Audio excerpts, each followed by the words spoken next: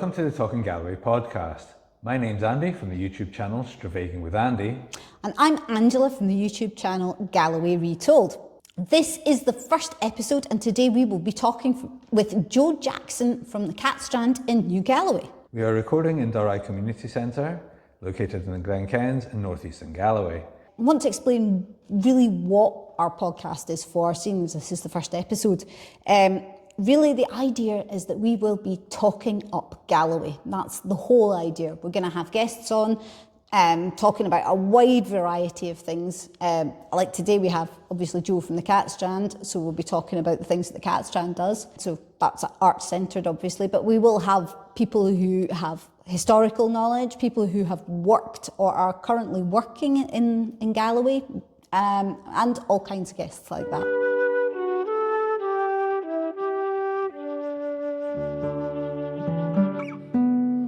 So Andy, what have you actually been up to over the last couple of months? I mean, obviously the last time we really worked together was at the Cat Strand, wasn't it? Doing the talk that we did together. Well, we've been working together editing the video that we have put online. Which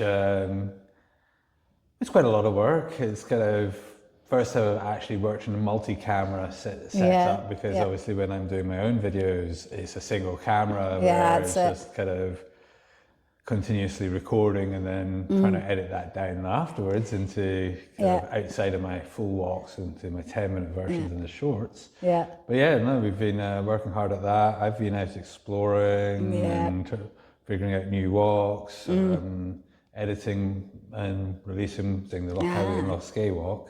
That one is, I must stress at some point near the end of the walk, it's like, that one is now right up there with one of my favourite walks around here, because some of the views up there are just stunning. Yeah.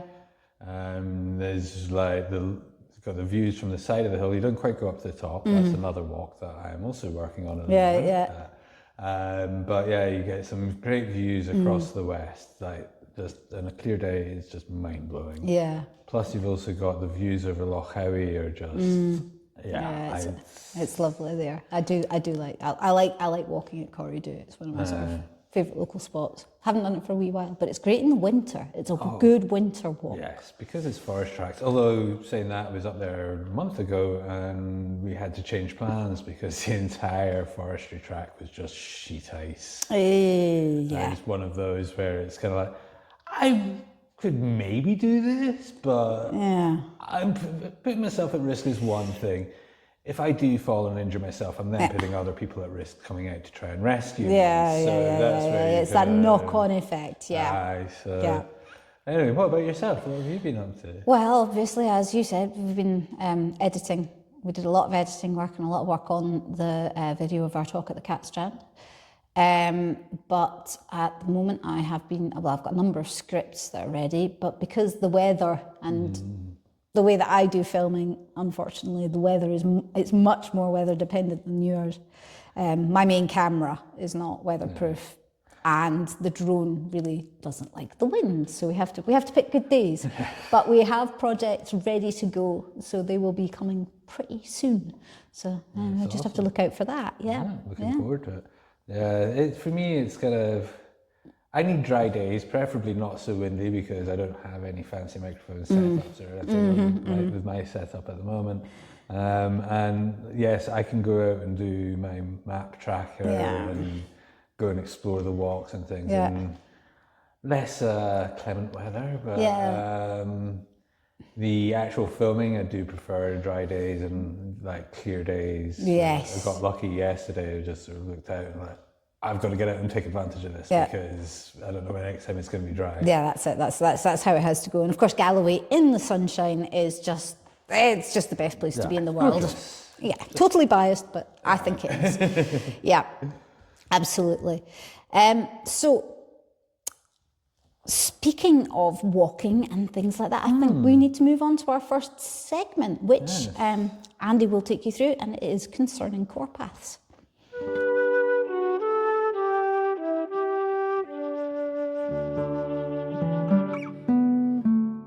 Yes, so just some update.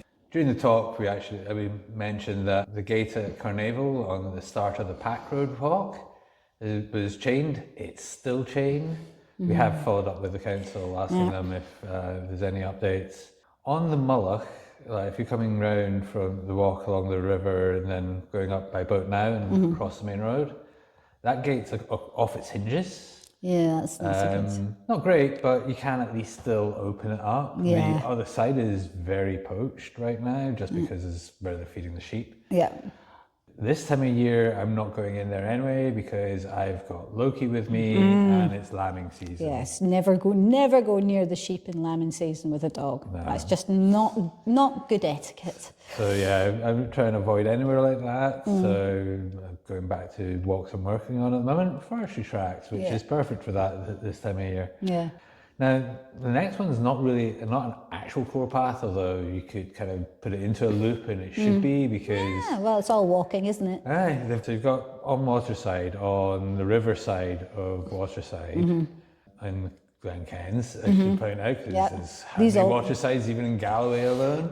So you've got the route, the Southern Upland Way, but just a little bit further down the Glenlee Road, there's another gate, and it was just a big forestry gate before, but they've added a small side gate now. Ah, that's nice. So a lot easier to use. Even I was having to use my foot to try and lift it up, like how keeping a hold of the dog to try and slide the bolt. So the side gate's very nice, although again, a bit poached at the base of it. It is called Waterside for a reason. It's got quite watery sides. And the amount of rain we've had, it's literally rivers flowing off the hills right now. Yeah, we've had a lot of rain. It must be said, absolutely. If you have any news concerning Corepaths or other walks of that sort of nature, locked gates or ways you can't get through, or just good news about bits where maybe they've cleared the trees, let us know in the comments below or get in touch with us. We will give you our contact details later in the programme.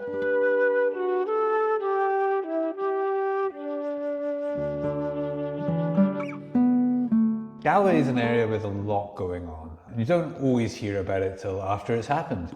So we're going to do a section called Cultural Gleanings where we discuss what's coming up in Galloway. And some of things that have already been as well, because I'm going to start with it's pretty big news from the area. That is about Galloway Distillery, obviously. Galloway Distillery, as it is called now, used to be known as Crafty Distillery, where Hills and Harbour Gin still are based. And in October there, it was reopened because it has now actually been purchased by Sam Heuchen of Outlander fame, who grew up in New Galloway, as a matter of fact, and Balmaclellan. So he's a real local lad, and it was a bit of a coming home kind of a thing. And I actually got to do a wee speech, which was really quite exciting, based on the script for my video, This is Galloway, which you can check out on my channel, but maybe hold off because I am going to be revamping that with the script that I used when I was at the opening. So that's really exciting. I heard you're actually going to be doing some writing for them going this forward as well? Yes, yes I am. I'm already actually writing stories for them. There's a monthly blog that goes up, and they also go out with the monthly newsletter. And you'll be able to look for them. They are dram tales, that's what we're calling them, which I think is quite good. And they are basically, by and large, folklore, a bit of history about the region, about Galloway, just to sort of like give you an idea of what a wonderful, fascinating and mysterious place Galloway can really be. So yeah, that's quite good. But that is really big news for the region, because Sam has already been doing a lot of promotion. His whole drive is to try and get attention on this hidden part of Scotland, because as we know, it has been kind of left behind in a lot of ways, and we really just want people to come here because it's beautiful. So, and it has a lot to offer. And speaking of things it has to offer, there is also going to be the Kirkcudbright Book Week coming up at the start of March, which is definitely worth going along to see. There's quite a lot of good people there. By and large, the focus is kind of local authors, or books about things of local interest, so that it's got a different focus to the Wigtown Book Festival, which is really famous, as we all know. This year, they're having quite a few interesting people. Amongst them, actually, Rosemary Goring, the historian, who is doing a talk about Mary Queen of Scots and her life, which, of course, is quite a tragic story from kind of almost from beginning to end, poor woman. There's also Ian Crofton is going to be there talking about his book, which is called Uplands, Exploring Mountains, Hills and Time, which could be quite an interesting, just from that title alone, it could be quite interesting. And also Richard McLaughlin, who is talking about his book, How Bagpipes Make Scotland Around the World. So also could be quite interesting. There's a few local people there who are of note. Jane Baldwin, who has written a number of historical books, including one about Mary Timney, who was the last woman hanged in Scotland, who was from just outside Dalry. That's some good, interesting things to come and see. I think you can book the tickets online. Certainly, if you do a search for Kirkcudbright Book Week, you'll come up with their website. So I'll link it in the description as well. Anyway. And anything else we discuss in this episode, we will also link in the description. Yeah, absolutely.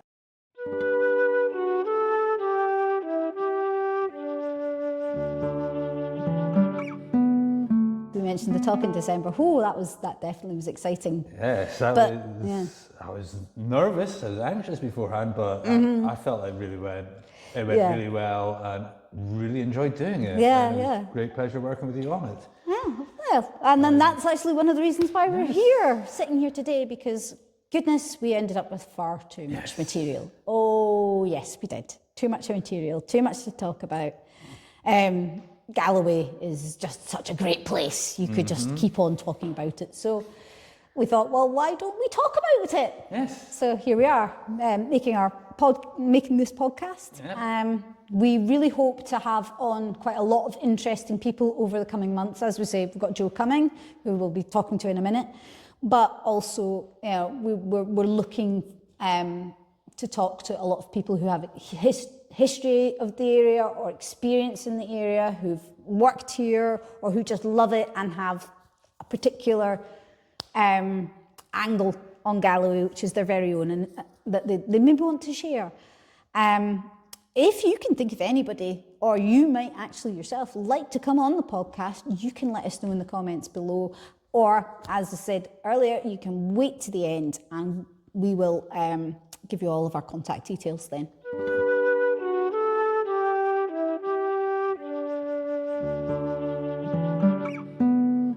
We'd like to welcome Jo Jackson to the podcast. Thank you very much. Welcome to the podcast. Thank you, Angela. Thank you, Andy. I'm happy to be here.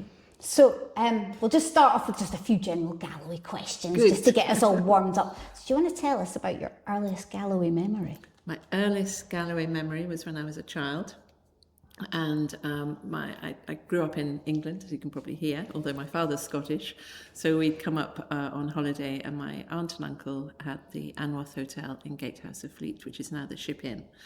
And so my earliest memory is coming up as a wee child with my brother and my mother and father, and having picnics up on the hills and times on the beach. And probably at that point, when I was so young, I wasn't really specifically aware it was Galloway as such.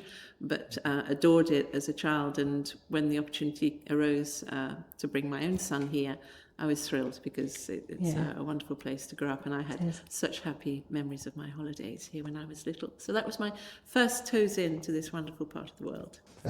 So can you tell us a little bit about your life and work experience here in Galloway? Absolutely, of course. As I mentioned, I knew it from childhood. I went to art college for my sins down in England, and that was my career path, and ended up teaching art down there, and then had my son. And I was a single parent. I'm very happy down there. My parents were very supportive and lived nearby. And then Dad one day announced, which wasn't out of the blue, that they were moving to Scotland, because he'd always talked about that. So they came up to Galloway. They had family here, hence that's why they came to look. And I thought, oh gosh, there'll be ages, it'll take ages. But when they came back, they said, that's it, we're putting our place on the market. We've put an offer in Kakubri, and we're going. So I was at a crossroads to think, gosh, and my son and his relationship with his grandmother and grandfather was so important. I thought, well, we'll come along. Yeah. So that's what brought me here in 1999. My son was 4. Oh. And from there, I was doing a bit of catering down in the Cotswolds, and I brought that idea up with me here. And then I thought, no, I really want to go and retrain as a teacher of drama, which I had discovered as an art teacher down in England. So I went and did that, and had my parents' support with Max, which was wonderful. I had a couple of years at Strathclyde, and then went and became a drama teacher and taught in Dumfries and Galloway. It was 2002. I was in Dumfries for the majority of the schools, and then eventually got a post in Kakubri, which was wonderful. And I built the drama department there, which is still flourishing, and have happy memories. And I took early retirement in 2019. Yeah. And then through a set of circumstances, happy ones in the end, as often it can be, there's silver linings, isn't there? I came to the Catstrand, and I've been working there for it'll be my 4th year at Catstrand, and living now in Mossdale, which is a beautiful place to live. So very much embedded in the Glenkens. I'm very happy to be so. So you mentioned beaches, you mentioned beautiful Mossdale. Do you have any favourite Galloway places? Yes, yes, I do. Well, Mossdale being one of them.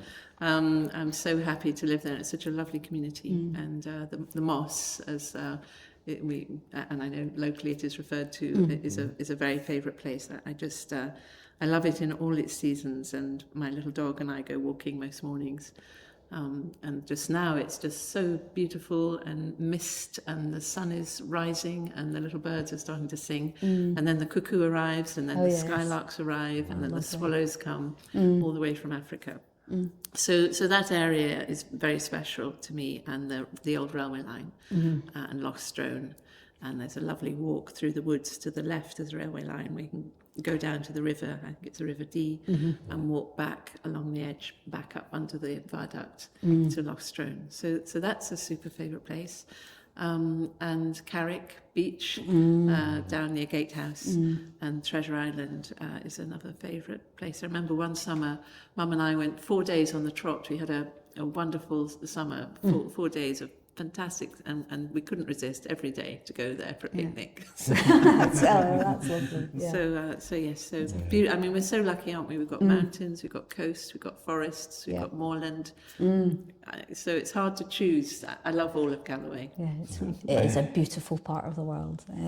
So in your travels around Galloway, and now that you've been here for a good few years, have you picked up any sort of like stories, any folklore, or heard anything like that? Oh, goodness me. Well, yes, well, coming to Catstrand and being involved in the community first and now with Cultural Glenkens, I was doing quite a lot of research about the heritage and the stories. And one name popped up, and I don't know why. There were many, and I won't go into all of them, but there's one I'd like to talk with you about and hear a bit more about, because the name was intriguing for me. It was Tinker's Loup. Oh, yes. And I've still got to go to Tinker's Loup, but I just thought what a wonderful image it conjures up. And so if you can tell me a little bit about that folklore, I'd be delighted. Well, yes, the Tinker's Loup.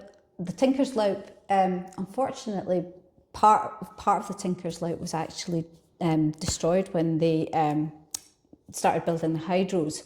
It's basically situated pretty much where the Kendoon Dam is now.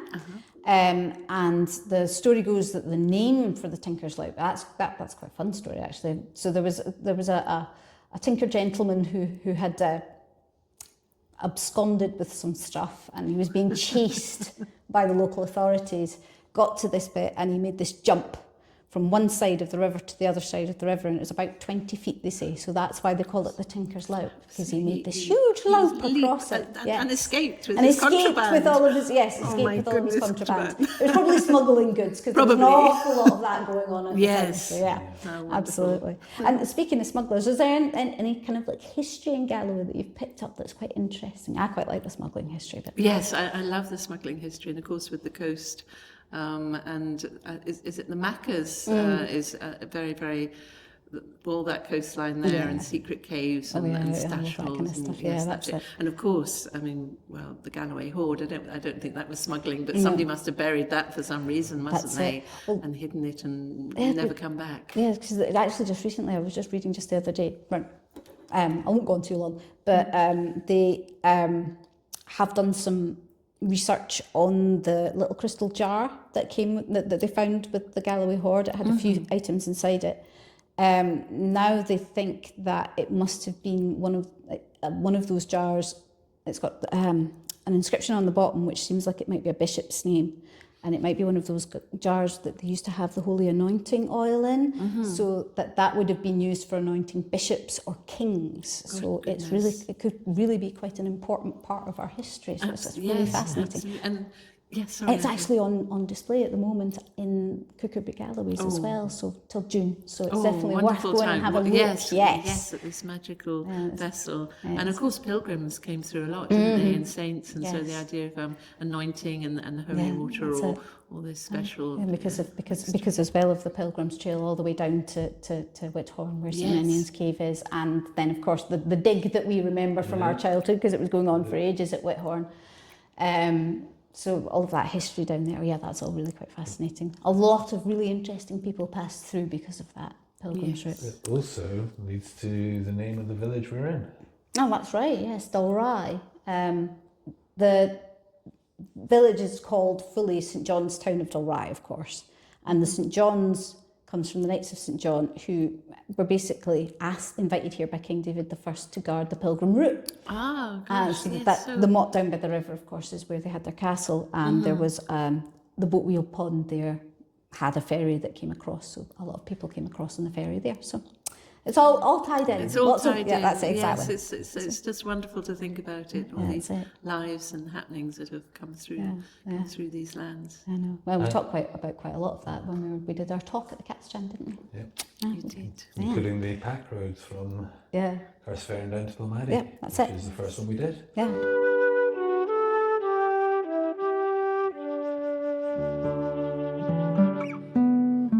So your title is Project Lead of Cultural Glenkens from Cat Strand, and then there's GCat as well. Can you tell us how all of that fits together? What is Cat Strand and GCat and Cultural Glenkens? Yes, of course. So GCat stands for Galloway Community Arts Trust, GCat. And coming out of that trust is Cat Strand, which is our venue. And GCat and Cat Strand is all about weaving the community and arts together under an umbrella, and giving continuity and creative opportunity to the community through the arts. And Cultural Glenkens, which, as you rightly said, I'm project lead for, kind of fits into one of those programs on the arts side. We've got community programs, including Galloway Community Transport, and we've got then the arts program, which has a wonderful events program of art and theatre performance. There's a wonderful band just playing recently, lots of music. And then Cultural Glenkens came in as a third part to deliver a program to enhance understanding and appreciation of culture and heritage in the Glenkens. So it sort of comes together as a family, if you like. And Cultural Glenkens' focus, as I said, is to enhance heritage and culture, and we do that through an event program, which runs alongside Pete Rennick's wonderful art program. And we run about 1 or 2 events a month with a heritage or cultural theme.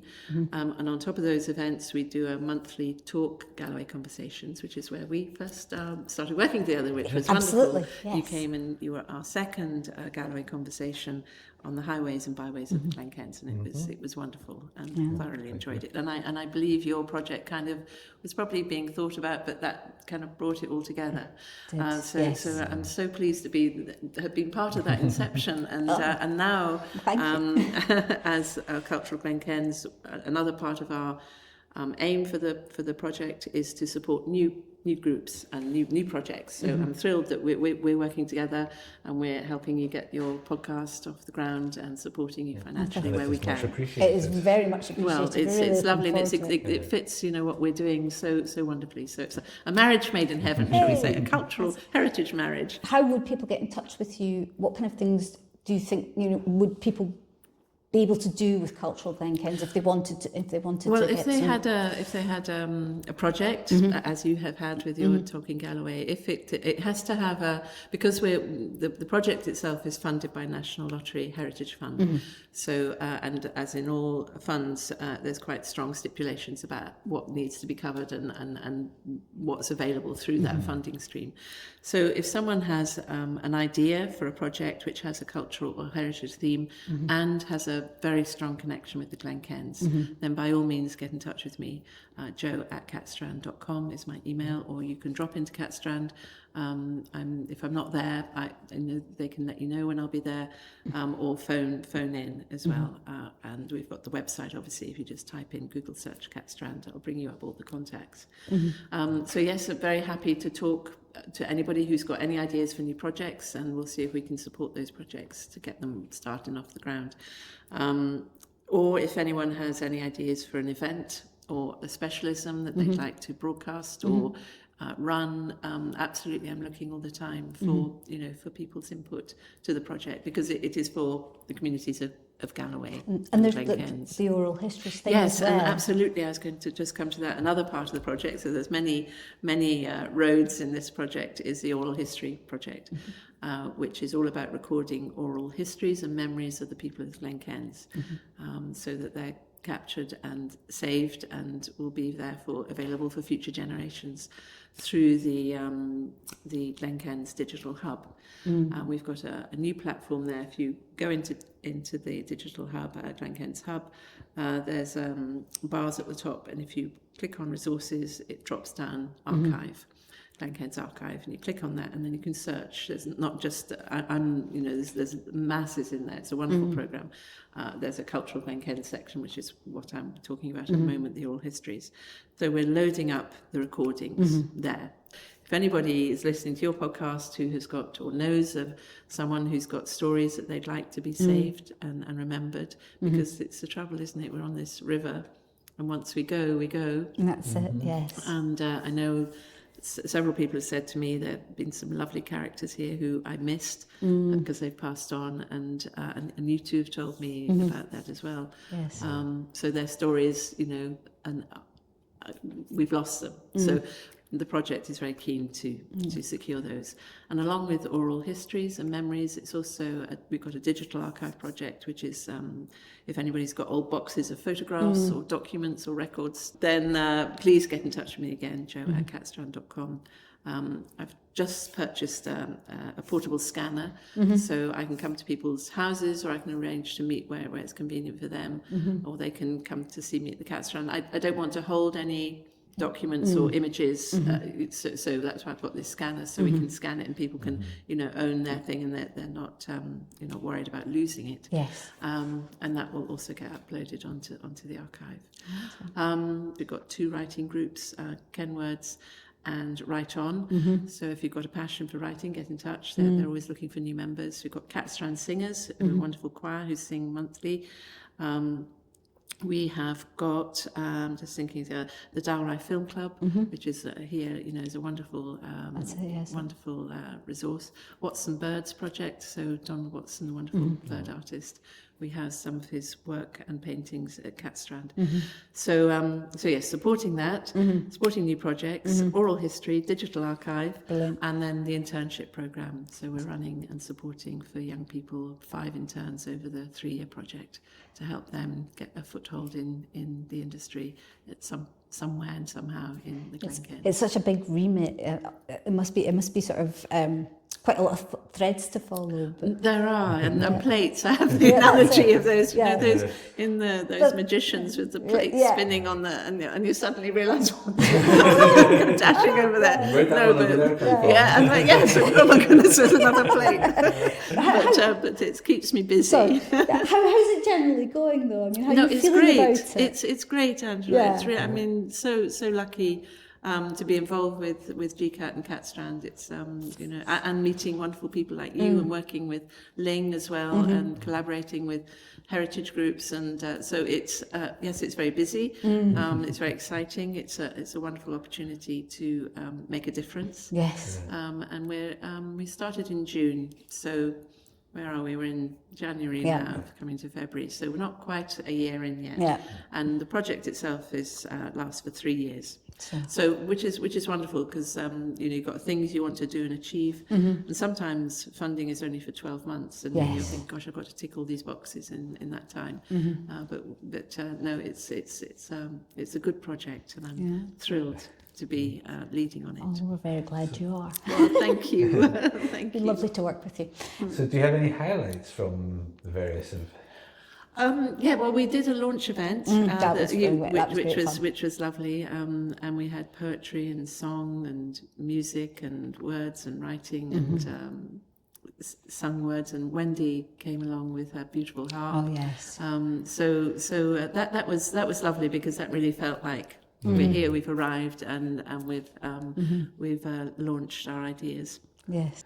I really enjoyed Brian's reading of his dad's poems. Oh, that was great, wasn't it? Yes. Yes, well, hopefully, watch this space. Hopefully we'll be doing something along Brian's father's... Oh, that's really good, because he has quite a legacy in the Glenkens. Oh, gosh, really. he certainly has. Left quite a legacy. He has. And a little bit of a hole as well, unfortunately. Yes, I know.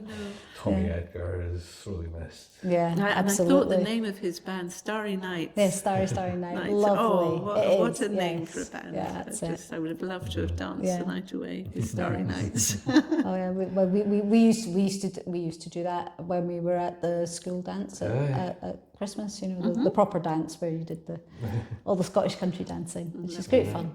Yes. They were busy back then with the school dance, one in the town hall, and probably did the one in New Galloway as well. All over. Probably one in First Fair and as well up at Lagwine Hall, So what kind of legacy do you actually hope that you'll leave with the project? Well, heritage is all about our past, isn't it? And so I hope the legacy will be a more robust recording of that, and of things and happenings and events that have happened in the past here in the Glenkens, and that the legacy then has been raising the awareness. Something I didn't mention, which is also part of the project, is doing school liaison projects. Yes. So that would be a lovely legacy to think that you're introducing, and coming from my education background as well, introducing concepts and ideas and events and past history to the children that might not have come across that. That would be really exciting. The oral history and digital archive obviously will be a legacy. It'll be a concrete, well, not concrete because it's on the net, but it'll be there and accessible, beyond the project. I hope people enjoy the events, and they have a legacy of happy memories coming to the events, and taking part and joining in and learning something new, perhaps. There's an internship program as well, isn't there? Yes, the internship. So that absolutely is another legacy for the young, and it may be opening doors to their career choice, and therefore altering their lives. Yes, and then testimonials of people who've worked on events or have come as audience. That will all be archived, and of course, as with all funding, there'll be a big write-up and a big report on everything we've covered. So that in itself will be available. It'll be very exciting. Yes, absolutely. So is there anything you're particularly looking forward to coming up over the next few months or over the next 2.5 years? Goodness. Yes, well, I'm busy. I'm just about there with the next set of months' programmes, so March, April, May. We've got some lovely Galloway conversations. happening. We've got a bit of with Chris Rowley, the RSPB. Oh yes, he's so always we've got a couple of lovely events. He's doing one of the Galloway conversations, and he's also we're going to be doing a seasonal bird walk. So spring, summer, autumn, winter. Very nice. So that's going to be really, really lovely. And the other, we've got a wonderful, you mentioned the hydro moment on the 18th of April, we've got a Galloway conversation about the hydro scheme. Oh, very good. And how that was all developed. So that should be, and that's through Glenkens story. So I'm looking forward to the next program coming out. It's always a relief when you get it with it's all booked and everything in the correct place, and you can send it off to the printers and you can get your brochure and you think that's it, that's all ready. Organised. So please look on the website. It's all there, and on Ticket Source if you see anything you'd like to come along to. I'd love to see it. Lots of good things happening. I had to miss one the other day, actually, the one about the Balials. Yes, Bruce and Balliol. Yes, I would have quite liked to see that. Wars of Scotland. That was super. Stuart McCulloch was great on that. Yeah. So are they going to be available for people to watch? Yes. So the Galloway Conversations, we've just bought some equipment to film, like you do marvellously here, and we're working on what platform that will be. Initially, it'll probably be on our website or on our YouTube channel for Catstrand. And later down the road, we hope to make them hybrid, so they'll be available to watch live. So again, there's another legacy. These recordings, Yes, like you do, you'll have legacy here with Talking Galloway. Yeah, that's it. It's all about leaving something. And I think it's also important to remember that heritage, yes, is about our past, but whatever we're doing now will become heritage of the future. That's it. So to be, hold that with grace and dignity and recognition. Absolutely. Really important. Yeah, it's important to protect the future just as much as the past. It certainly is. And inform the future as well. Yes, Absolutely. Yes, certainly it is. You mentioned oral histories. Obviously, I think, what kind of length of stories are you looking for? Because I think there's some people might be thinking, well, my story's not going to be long enough to be interesting. That's a very good point, Andy. Really, how long's a piece of string? There's no remit to boundaries of length.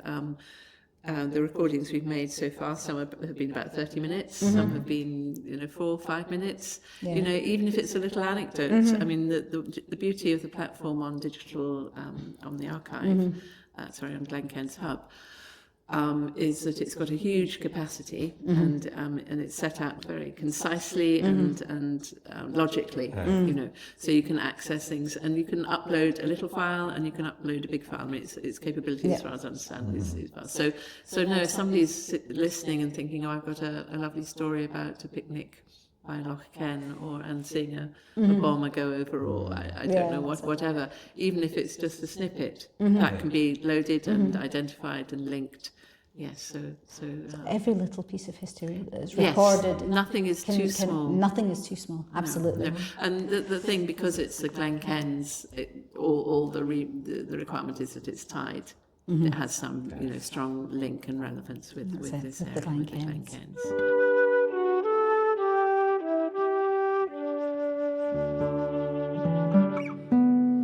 Any recommendations for our viewers of Galloway places to go, especially for those who actually might be watching from outside of Galloway? Yes, well, where to begin there? So as we were saying, it's so lovely. But the Raiders Road, I think, is fascinating, and you're taking Lostrone down that way and out towards the Otterpool, which is a beautiful stretch of the river with big flat stones. And I remember my son going down the rapids in a rubber ring and having great fun. And it's a beautiful picnic spot. It is. It's just very peaceful and lovely.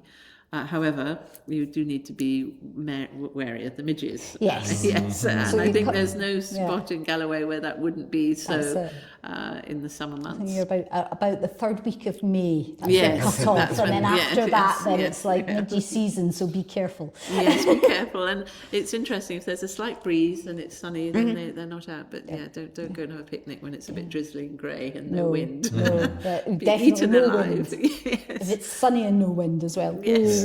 Yes, definitely. So that's a lovely spot. Kirkcudbright, is first of all, I should say New Galloway. Absolutely, the Catstrand. Catstrand, of course, closer to home. So, and it's a beautiful high street there, and it's just such an unexpected little jewel, isn't it? And I always think about New Galloway. It's like time stands still a wee bit there. Yes. And also the Catstrand, we've got a wonderful cafe there, so super lunches, which is great. And then moving further down towards Kirkcudbright, that's lovely, and got as you mentioned, the galleries. Yeah, the art galleries. The art galleries, lots of art galleries, and the galleries where the little vessel is that was found in the Galloway hoard. And they have a rotating program of exhibitions as well as a static one, and it's really worthwhile going there. Yes, it's beautiful. And some lovely restaurants. And one of my favourite kind of cafes there is Feast, which I think is beautiful by the harbour. And not that I've tried it, but I've heard great things about Scally and Scran, the new seafood restaurant, which seems perfect to eat wonderful seafood just down there by the harbour. Lovely, yes. Kirkcudbright is a very nice place. It is. I do like it. I went to school there as well. So that's where I taught, of course, at the Academy. Oh, but beautiful light, isn't it? But that's what attracts the artists there. There's just something about the position of the sea and the sun's angle. And some very fascinating characters, in fact, amongst all of those Kirkcudbright artists, like Jessie M. King, who was just... Her artwork's beautiful, but she was also... It is. I've got a little story about Jessie M. King. Oh, do you want to hear about go on it? then. I think, and I thought, gosh, I'll take that as a really good tip. So apparently, she'd keep by her front door a big hat in the porch, and if the door knocker went, she'd put the hat on and she'd open the door, and if it was somebody she wanted to see, she'd say, "Oh, my dear, I've just come in," and I know what's coming. Go on. And then if it was somebody she'd rather not spend the time of day with, she'd say, "Oh, I'm so sorry, I'm just about to go out." Oh yes. Well, she cut quite the figure with those big hats as well. She did. She was a wonderful character. She was a very, very colourful character, apart from her clothes were largely black. Yes, but her illustrations they're beautiful, just absolutely. Heavenly, and can see them at the Kirkcudbright galleries. That's it. Yes. Yeah, beautiful, delicate work. Yes. One of the Glasgow girls. Yes.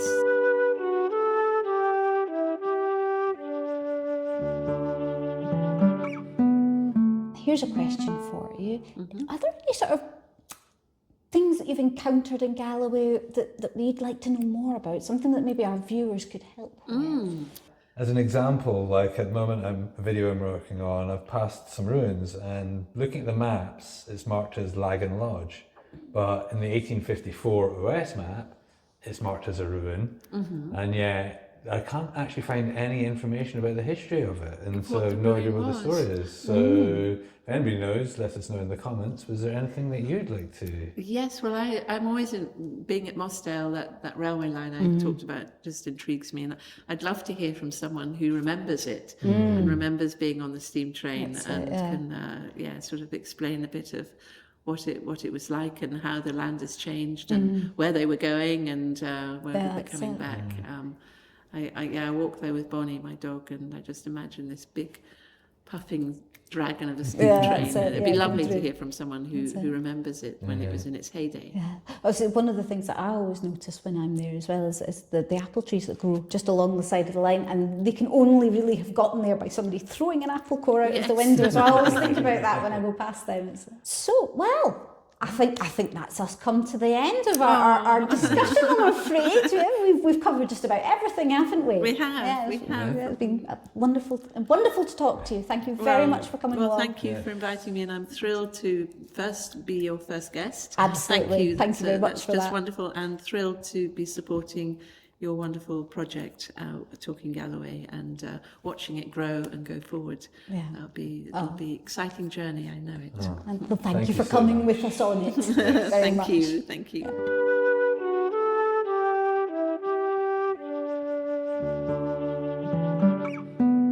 Contact us on Facebook through our Facebook page, which quite unsurprisingly is called Talking Galloway Podcast. But you can also contact us by email. Yes, at Talking Galloway Podcast at protonmail.com. galloway.com.